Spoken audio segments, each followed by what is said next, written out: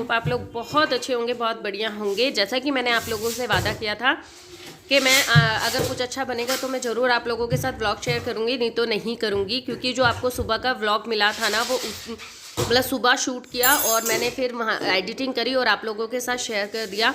तो अभी ये है शाम का टाइम, शाम का क्या रात का ही हो गया है, टाइम हो गया है ये। हमें लेट हो गया खाना बनाने में, बिकॉज कुछ कहीं चले गए थे। तो मैं आप लोगों को बताती हूँ हम कहाँ गए थे कहाँ नहीं। सबसे पहले आप देख लीजिए, मैंने ना देखिए उड़द की दाल ली है, और उड़द की दाल है ना मैं थोड़ी सी ज़्यादा ली है, बिकॉज हमारे घर में ये वाली दाल ज़्यादा खाई जाती है। और जो मैं आज बना रही हूँ ना, उसके साथ तो बहुत ज़्यादा दाल लगती है। और साथ ही साथ में चने की दाल लूँगी मैं इसी में। तो देखिए ये जो मैं बना रही हूँ, आप वीडियो में पूरा बने रहिएगा। इसके साथ आप चाहे चने और उड़द की ले सकते हैं दाल, या फिर आप उड़द की दाल बना सकते हैं, धुली हुई उड़द बना सकते हैं। बहुत से लोग मिक्स दाल बनाते हैं, बहुत से लोग खाली मूंग की दाल बनाते हैं। तो वो अपने अपने टेस्ट के अनुसार लोग बनाते हैं। वैसे मेरे परिवार में चने उड़द की दाल और या फिर उड़द की दाल से ही ये चीज़ खाई जाती है। तो मैंने इसको धो के अच्छे से और कुकर में नमक और हल्दी डाल के चढ़ा दिया है। तो जब तक दाल पक रही है, जब तक मैं आपको दिखाती हूँ कि हमें लेट किस वजह से हुआ। तो चलिए मेरे साथ, मैं आपको दिखाती हूँ और क्या हो रहा है मेरे घर में वो भी मैं आपको दिखाती हूँ। तो जो कि कई सालों बाद हो रहा है। क्योंकि हम जैसे कि रेंट पे रहते हैं तो ये सब चीज़ें हम नहीं करते हैं, बिकॉज इश्यूज़ हो जाते हैं। बट यहाँ पे ठंड इतनी है तो हम लेने चले गए थे कोयले। इन्हें बहुत ठंड लग रही थी, आज छुट्टी पे थे, तो ये कह रहे थे यार बहुत ठंडा रहता है घर। तो फिर हम कोयले लेने चले गए। ऑन द स्पॉट ही खाने का टाइम था और खाने के टाइम पे हम कोयला ढूंढ रहे थे।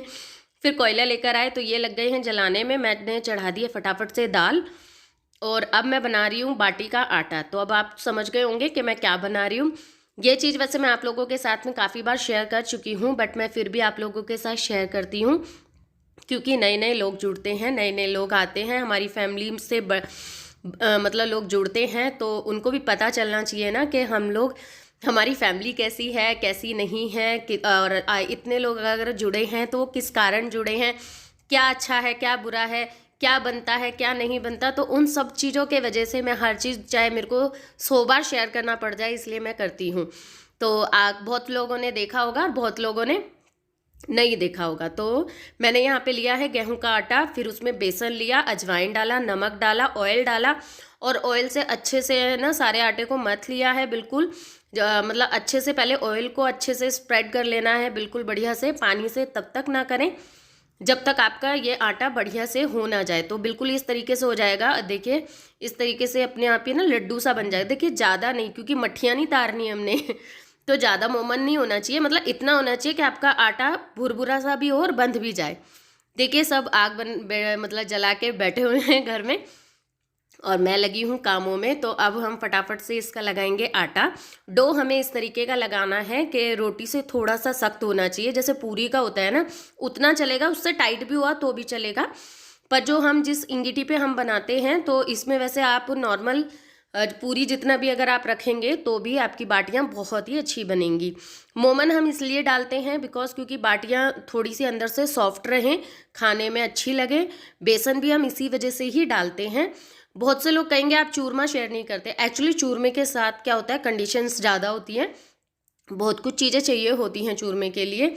और मेरे घर में ना कभी भी प्लानिंग से कुछ नहीं चलता, और चूरमे के लिए एक प्लानिंग चाहिए होती है, बिकॉज क्योंकि उसके साथ काफ़ी चीज़ें चाहिए होती है, तो हमें लाना होता है, और ज़रूरी नहीं ना हर घर में हर चीज़ अवेलेबल हो। सो इस वजह से मैं आप लोगों के साथ में चूरमा नहीं शेयर कर पाती। तो कभी अगर हुआ तो ज़रूर शेयर करूँगी।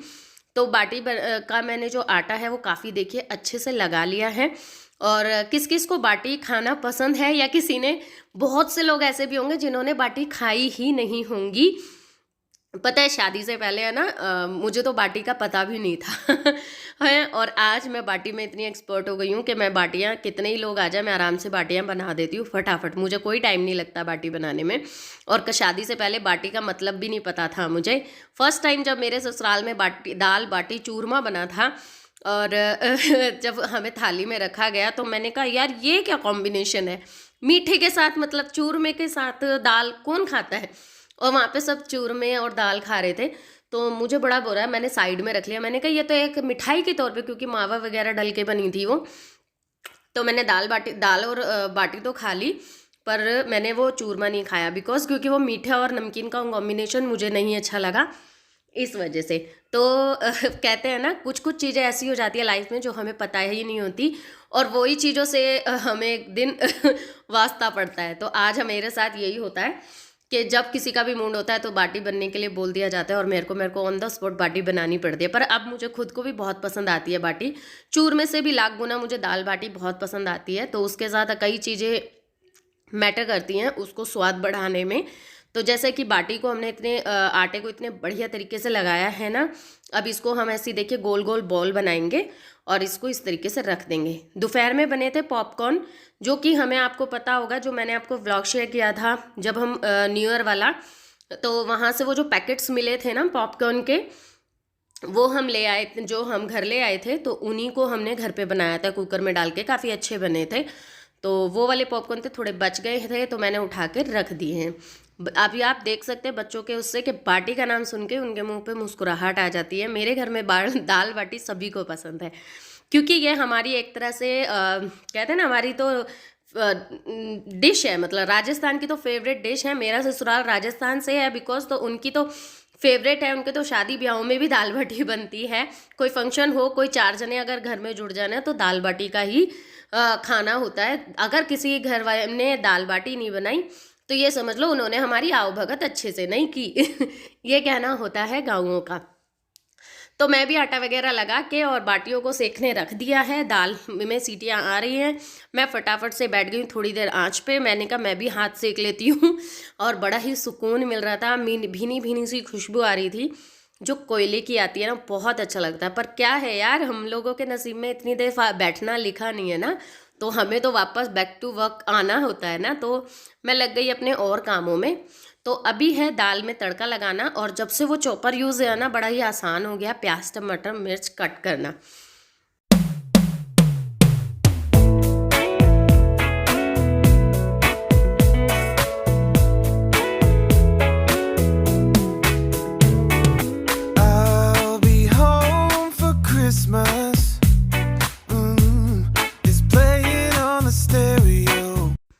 तो दाल में तो वही सिंपल तरीके से ही तड़का लगेगा, बट चॉपर ने जो जान डाल दी है मसाले में, वो तो बस पूछो ही मत।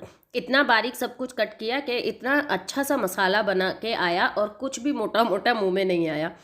तो दाल में बिल्कुल बेसिक तरीके से हुआ, जिसमें फिर मैंने वही प्याज, फिर टमाटर, हरी मिर्ची ये सब डाला, और उसमें मैंने थोड़ा सा नमक डाल दिया था टमाटरों में, और फिर मिर्च डाली है, थोड़ा सा गरम मसाला और थोड़ा सा अमचूर पाउडर डाला है, और कुछ भी नहीं डाला।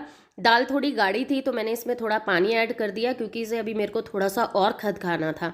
जो भी कभी भी मोटी दालें होती हैं, या फिर ये उड़द की दाल होती है, ये इसको अगर आप थोड़ा ज़्यादा देर खदकाएंगे तो ये एक अपना है ना, जो थोड़ा सा रिलीज़ करती है अपना एक लार कहें या कुछ भी, तो उसके वजह से जो दाल में एक गाढ़ापन आता है ना, वो बहुत अच्छा होता है।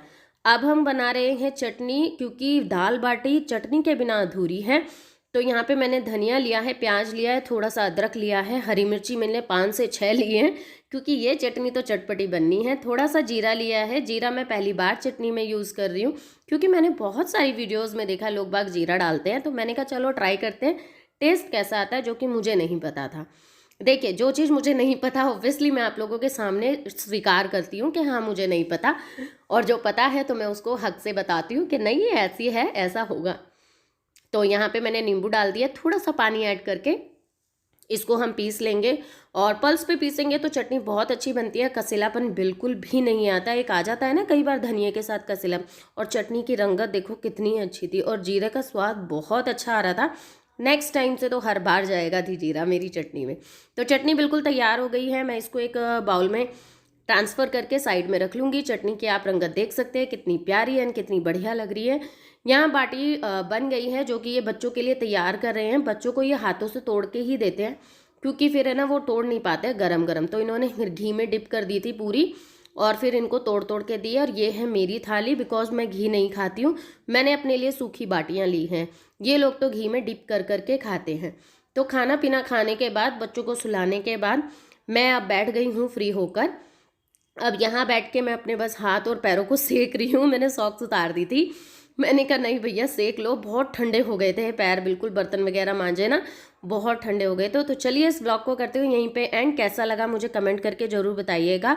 जो भी नए हैं प्लीज़ चैनल को सब्सक्राइब कीजिएगा। फिर मिलूंगी आपसे नेक्स्ट ब्लॉग में, तब के लिए बाय बाय।